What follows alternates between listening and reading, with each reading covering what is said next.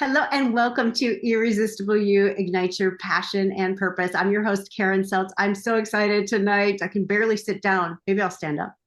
I have tonight with me my teacher, my mentor, Dr. Jon Connelly, founder of Rapid Resolution Therapy Institute. And what he has done over the course of his lifetime with this work is beyond mind-blowing. It's like watching magic. Every time I watch him, I'm just blown away at what comes to mind, which is all generated by his intention. And one of the things he says before every training is his mission is to eliminate suffering. And I love that so much. Dr. Connelly is the author of 2 books. He's working on several more. They are available on Amazon. I just want to mention them rapidly. I'm going to mention them really quick. One is called Life-Changing Conversations. The other one is Grief is Not Sacred. Highly recommend you get both of them. One other thing he does to give back to the community is 6 times a month, he offers something called Solutions. You can find it on his website, rapidresolutiontherapy.com. He'll talk more about it, but it's where anybody from the community can come in and get cleared on all kinds of different things. Tonight, we are going to delve into why psychotherapy doesn't work. Yes, I wanted to ruffle some feathers. So, Dr. Connelly, welcome, welcome, welcome. Hey, Karen, I'm so excited to be with you. Thanks so much. And all the wonderful folks that are jumping in to hear you, and now they are hearing me too. So thanks so much for having me. I've been so looking forward to it. I'm so excited. So tell us, let's just jump right in. What are some of the problems that you've noticed? Because you do have the mental health background. You can tell people a little bit about your background and what you saw as not working, and then kind of we'll go from there. But what led you to coming up with this method that's so life-changing for so many people? Thank you. Well, I went through the traditional training to become a licensed mental health professional, and I had a psychotherapy practice. I was doing what they suggested I do and told me to do. And I was finding that I wasn't producing the kind of results I wanted to for people. And I was also seeing a therapist. And I kept doing that week after week and month after month. Um, I remember when I would be going, I'd think, I'm not really getting what I'd like out of this, but I suppose I will get it at some point, and I better not stop, because if I stop, it would be my luck that I would have gotten it the next time.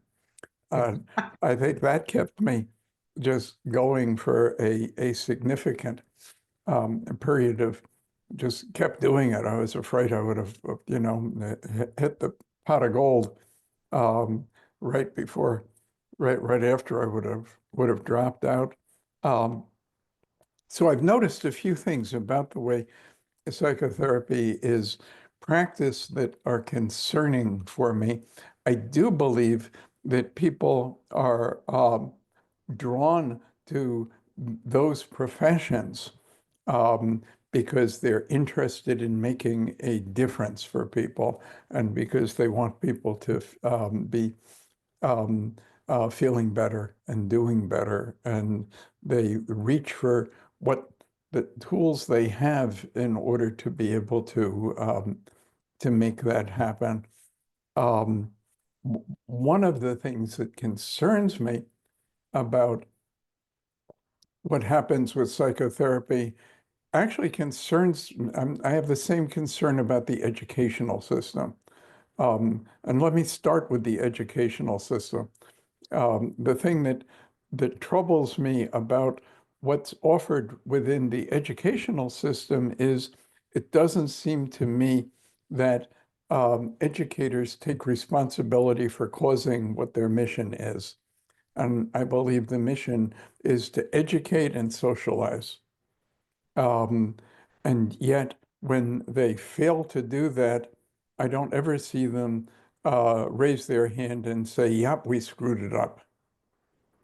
Even with the extreme situations where somebody who, you were supposed to educate and socialize comes back to school with some kind of assault weapon and kills students and teachers, I never hear the principal of that school or the head of the school board show up and say, well, I guess we didn't do so well with this one. There's so we're educating people with a system where the people who are doing the education don't seem to me to take responsibility. And I notice the same thing going on in the mental health industry.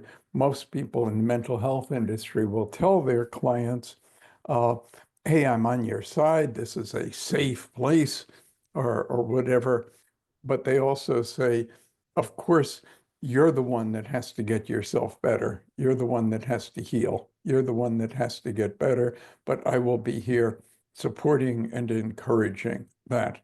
And Um, what do you think the reason for that? Why do they not want to take responsibility for the outcomes? well, I was thinking about that when I went for a haircut not long ago, and oh, the place was so beautiful, and this gal was just beautiful too. And she came over and she smiled at me and she said, "Are we here for a haircut?" And I said, "Yes, we are." I didn't know who else she was talking to, and she said, "Well, then here we go." And she took out this beautiful pair of scissors and handed it to me. And I said, "Well, what do I do with these?" And she said, "Well, you want to be cutting your hair, honey." And I said, "And you will be." And she said, "Well, I'm going to hold the mirror." And I said, "Oh, thank you so much." And I ran out and went back to my ugly, rude barber who smokes cigars and curses at me, but he doesn't hand me the scissors. Um, so when I'm training people to be RRT facilitators, the beginning of it is you take responsibility. It's your job, and you're going to do better for that person than he will for himself because you have distance and you have objectivity and you're not right in it. It's like if I have my hand here and then I want a closer look, at some point it disappears. And so the person who has that distance, I think, can make the difference, and that we would do a better job assisting people if we at least knew it was our job to get them better. So that's one difference. Another difference is that it seems to me that much of what's going on when people see counselors and therapists is that they're encouraged to be introspective and to think about their history and figure themselves out. And I've noticed that people tend to be introspective when they feel bad. I don't ever recall anybody becoming introspective because they really feel good. Like, hey, I'm skiing down a hill and I'm staying up on my feet and I haven't hit a tree and this is great. I wonder why it's happening to me. Maybe it's something my mother said. Maybe it's something that happened at it doesn't ever occur. So we're not introspective when we're doing a great ski trip or having great sex or really involved in doing something athletic that's enjoyable and involving. We get introspective when we feel crappy. So that's, in my world, a symptom of emotional turmoil. How can the symptom be the cure? But it's seductive, it's interesting, particularly if you're bright and unhappy. If you're bright and unhappy, it's very interesting to sit with somebody who's smart and compassionate and will help you figure out how various experiences that you had earlier in life are responsible for you being in the sorry shape that you're in at the moment. But I can't see it as getting people better. So those are two significant differences. And I could keep going, but then it would be a speech instead of a conversation. Yeah. Yeah, that's so interesting. You were saying in our training the other day, like mental health practitioners are looking for the cause of why you are the way you are, why you're messed up, why you're feeling this way, whereas we are looking toward the cure. Like what can we do to get you better? So could you say a Like, little bit yeah, more yeah. about, the RRT perspective on that? Well, sure. I mean, if you're, if I'm coming to you because I would like to accumulate wealth, we could begin with a deep history of poverty, but I'm not sure it's the quickest way to get from A to Z. And so we certainly begin in the present and look forward, but we do clear up all kinds of impressions from prior experiences. We get to that in a very different way. Another difference is I find that people who are in therapy are encouraged to look for similarities. So, I say, well, I'm really having trouble with my girlfriend, and my therapist says, um, does that have any similarity to what you experienced when you were growing up with your mother? And well, yeah, I guess if you're smart and you think about it enough, probably everything has some similarity to everything else. And so it's possible to get me to be thinking about how my girlfriend is similar to my mother. But I've done my best to have zero in the way of sexual thoughts about my mother. And I did pretty good with that one. And I don't think it's particularly useful for me to try to find it out how my girlfriend and my mother have things in common. I think it's much better for me to understand how they're different. Um, and I think if we can see the differences in things, we'll live much richer lives than if you take all these beautiful colors and put them in a blender and you get some kind of yucky mud brown, rather than pink and yellow and purple and all of those. So we look for differences. And if I could just jump on that one other big difference is um, if you go to see somebody in the mental health industry, one of the first things they're going to do is establish what they call a diagnosis.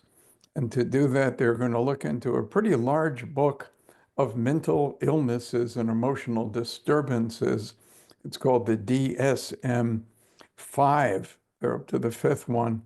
And so they will then establish that diagnosis and tell you that that's you.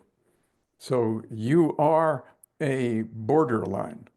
You are a narcissist. You are histrionic. You are histrionic and you have compulsive tendencies. You are this and you have that.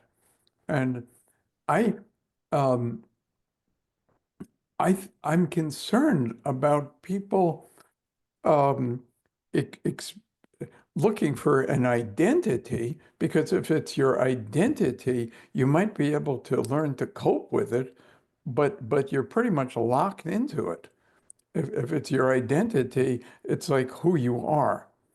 Um, and and I see things moving and I see the things that are happening that cause disturbance and emotional pain as things that are happening rather than something that is. For instance, if the ball is bouncing and I say, um, uh, hey, Karen, stop the ball from bouncing, you can, because that's something it's doing. And I think of emotions that way, not just behaviors, but emotions and thoughts and beliefs as things people are doing. And I can shift it so they're doing something else. But if I say to you, hey, Karen, stop the ball from round, um, if we establish it as an identity, what do you do about that? Would you stop that ball from ball? How do you do anything about it? So if we begin a process designed to cause people to be in better shape by creating the identity that they are what they have been troubled by, um, that um, that seems to me again to be going in the opposite direction of where I'd like to cause people to go, which is to have lives that are vibrant and exciting and creative and fulfilling and amazing, um, rather than you are this. And let's think about how bad things happened as you were growing up that caused you to be who you are. So those are differences. Karen. Oh, is it my turn? I get to talk? Yeah, and that's I Yeah, I keep want to. trying to not do that, but That's I no, it's cool. So I want to share. I don't know if you know my story, but I was a participant in rapid resolution therapy 6 years ago or so. And back then, I was going to 12-step meetings. I was 3 years sober, and I went to a meeting after being a participant, going through this process. And I went to introduce myself, and I'm like, "Hi, I'm Karen. And I just stopped. And it's like you were saying, like I had identified as an addict for so long, but it was no longer true for me. And it just got uprooted. It was completely gone. And then after that, I never went to another meeting, to be honest. And that was 6.5 years ago, and didn't really have the issue. I And do think that the 12-step programs provide two things that are invaluable and they do an amazing job with it. And one of those things is that, heck, if you get tied up, blindfolded, and dropped off in a cornfield somewhere in um, Iowa on a dirt road, you can probably, if you can get the blindfold off, get to a meeting within 30 minutes. So one thing they've got going for them is if you want support, you want to find a friend, you want to find somebody who would rather you were feeling better than worse, it's all over. It's an amazing network. And I deeply respect that they have done that. The other thing I really respect is that they are preaching that the way to remain, they call it clean, which I don't like because I don't think when you were not, you were dirty. Um, just you might have been using, not using. And I like the word clear, but they, they, they're this way of thinking of yourself as that. I toured a center, a treatment center for teenagers, and there were young kids there. It was in the Washington, D.C. area, and it was a long time ago, but it's still happening. And the kids would come up to me, and I'd see them talking to each other, and they would introduce each other. And it said, "Hi, my name is Joe. I'm an addict, and my drug of choice is crack." And I said, "Shh, one of the counselors is going to hear you." Then somebody else came over and said, "Hi, my name is Mary. I'm an addict and my drug of choice is methamphetamine. And I thought, why are all these children being taught to introduce themselves as addicts and say that they're choosing these really harmful substances?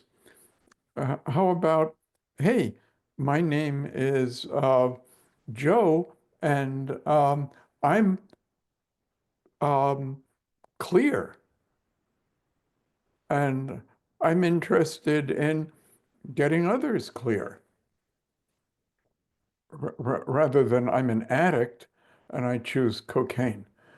Um, so that's the downside to me of the 12-step stuff. But I mean, I think they've done wonderful things that have been helpful.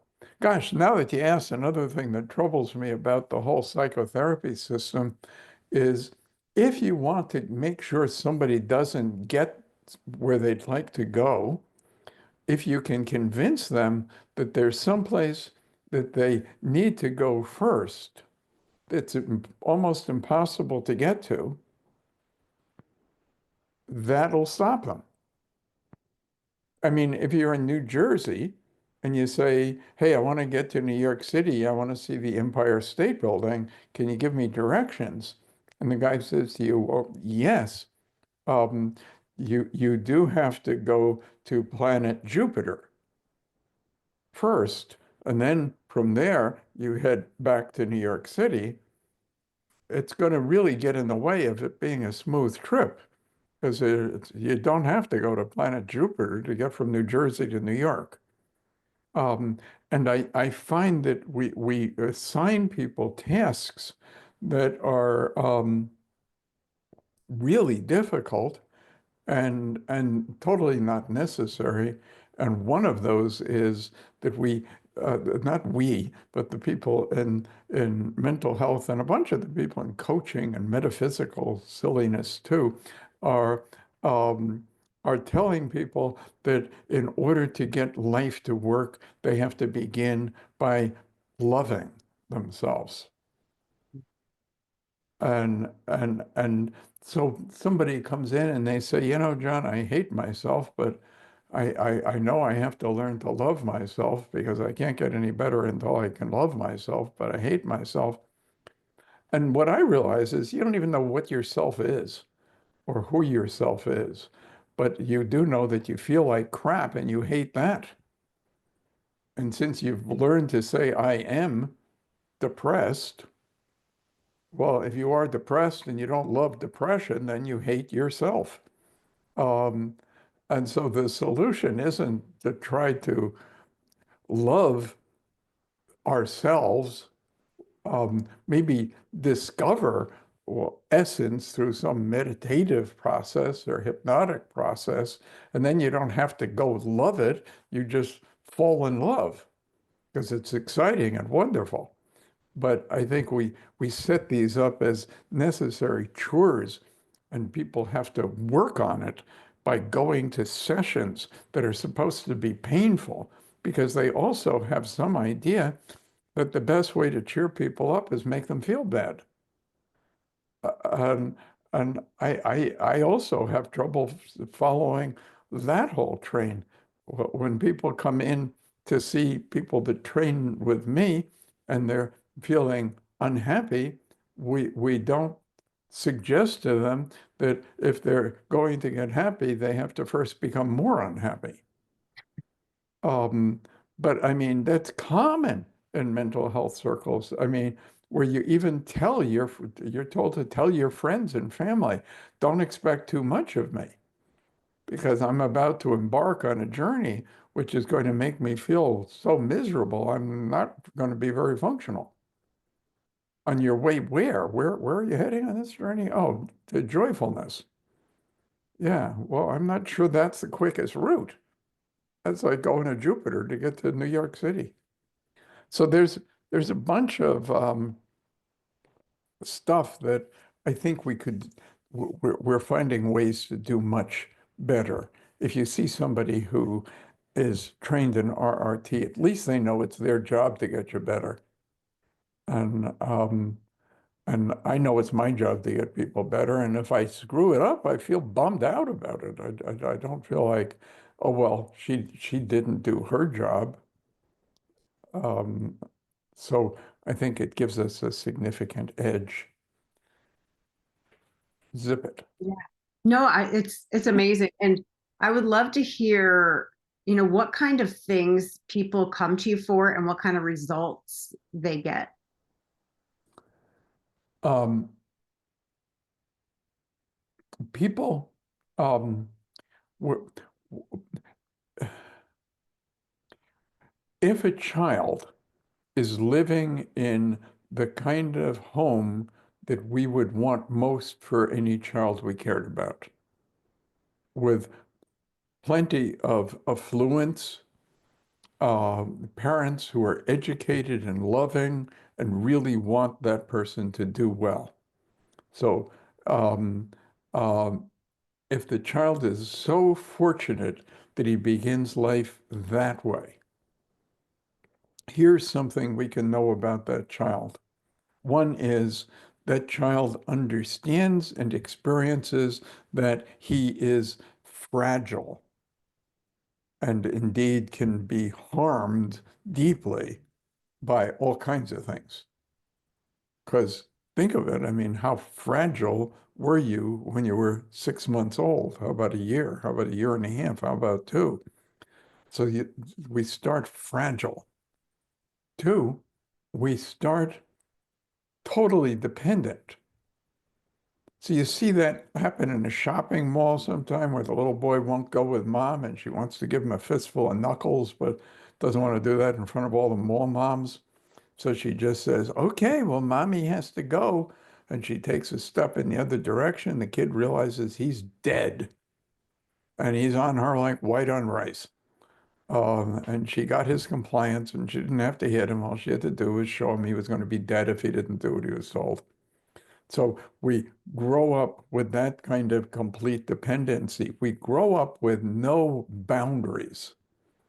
So if you are saying to this little boy, you are so good, mommy loves you so much, you make mommy so happy, there's no difference he's experiencing between her happiness and his essence.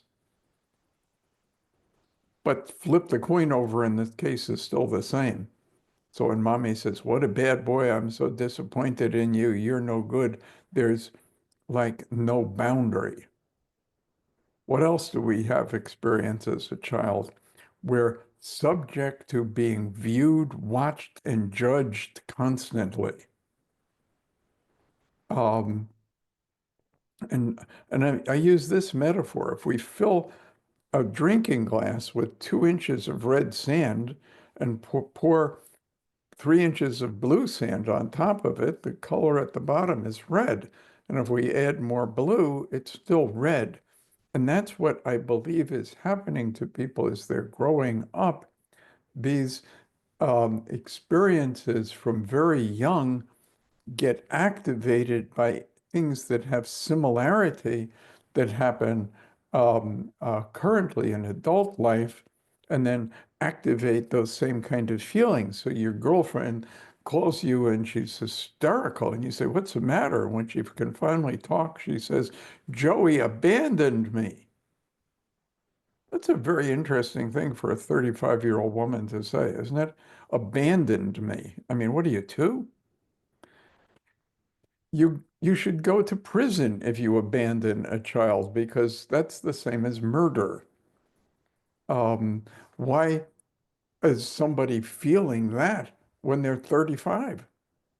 Well, because red sand is still getting activated by things that have any similarity. And my goodness, if you want to really activate that, well, get involved in anything romantic, sexual. I mean, I hear all my therapist friends talking about the advantage of having good boundaries, and I say that's difficult while having intercourse. Um, so that activates all that stuff there.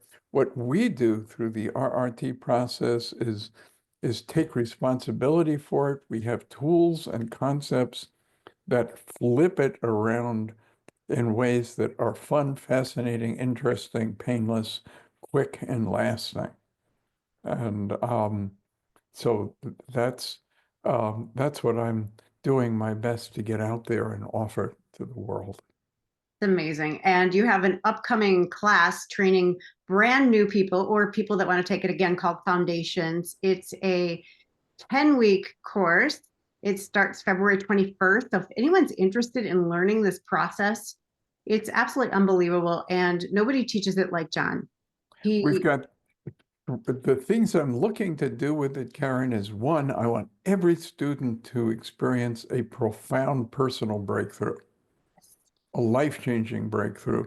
Two, I'd like you to know how to be with people you care about when they're going through really tough times and hurting.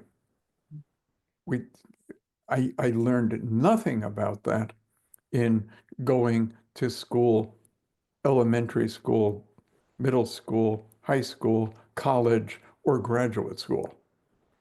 We make sure you know how to be with somebody when they're going through very dark times. Three, we want you to develop skills that if you choose to, you can even market and have a fascinating and lucrative career where it's like the best career in the world because you get to make a really significant difference, deal with super interesting stuff, work whatever hours you would like, don't work when you don't want, travel anywhere you want to be, and the catchment area is the whole globe.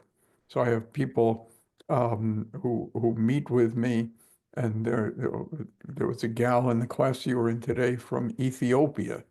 And there's a gal from China. There are people from like all over the globe, and people who I'm training are having that kind of reach. And we're able to, even just walking into the room where your computer is, reach and transform people all around the world. It's like if I ever won the $1 billion lottery, I would work additional hours rather than fewer. I would yeah, work additional hours because I could pay somebody to do everything that's other than this, so I wouldn't have to, function with normal human things. Um, but so that's the third and significant benefit. We'd love to have you be part of it. And Karen, aren't you going to put something in the show notes that will reduce the fee for people? yes. So if you're interested in that, when I upload this episode to YouTube, I will put it in the show notes, a 25% off link. So that's all the time we have. Thank you so much, Dr. Well, Connell. one quick It's been thing, amazing. take me just 1 minute, Yes, Karen, to you got say it. that we do a thing called Solutions, and it's 6 times a month, and we have people from all over the world, and they're happy to provide you with clarity and ways to get better and get your mind working good and get your mood well, and it's free and it's ongoing. And all you need to do is show up. And if you don't want to raise your hand, we have people getting better just hanging out listening. Yeah, I'll link that up too as well in the show notes. So thank you so much for watching Irresistible You Ignite Your Passion and Purpose. I'll see you right here next week.